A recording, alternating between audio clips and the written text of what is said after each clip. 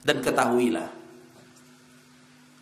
manusia lebih banyak tidak lulus di dalam ujian yang bersifat nikmat dibanding yang tidak lulus daripada ujian yang bersifat musibah. Tanamkan baik-baik, perhatikan kehidupan manusia, perhatikan ayat-ayat Allah, perhatikan hadis-hadis Rasulullah sallallahu alaihi wasallam. Kita akan bisa mengambil kesimpulan ternyata yang tidak lulus berhadapan dengan ujian kenikmatan dunia, ujian kemuliaan di permukaan bumi jauh lebih banyak dibanding yang tidak lulus dengan ujian kepahitan, ujian penderitaan di permukaan bumi. Sekarang kita sedang ditimpa oleh ujian penderitaan. Dan lihatlah apa yang terjadi. Lihatlah apa yang terjadi. Yang terjadi, lisan kita kembali menyebut la ilaha illallah. Lisan kita kembali menyebut takbir, Allahu Akbar. Lisan kita kembali minta ampun kepada Allah. Kita sadar akan dosa dan kesalahan. Kita sadar akan adanya pembiaran maksiat yang pernah ada di negeri kita dan berusaha untuk memperbaikinya. Lihat manfaat besar daripada musibah yang diberikan Allah tabaraka wa ta'ala. Apakah hal seperti ini terjadi kepada orang-orang yang diberikan oleh Allah nikmat terus, nikmat terus, nikmat terus?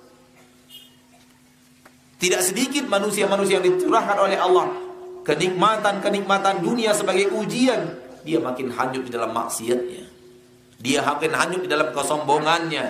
Dia makin hanyut di dalam perbuatan maksiatnya kepada Allah tabaraka wa ta'ala.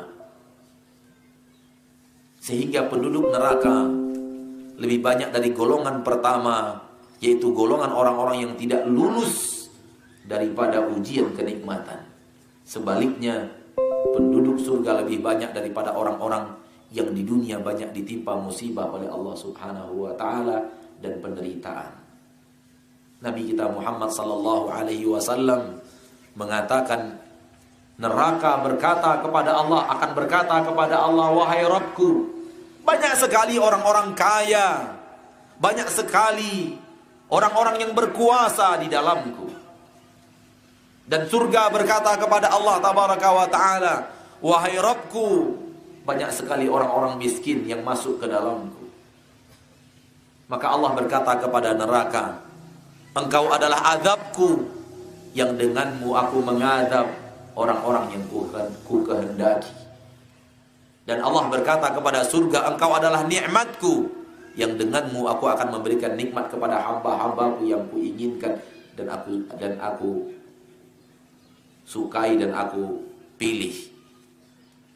Ma'asyiral muslimin, lihat, ketika Nabi mengatakan neraka, mengatakan penghuniku lebih banyak dari orang-orang kaya, penghuniku lebih banyak daripada penguasa-penguasa. Mereka lah orang-orang yang diuji oleh Allah dengan kenikmatan-kenikmatan dunia.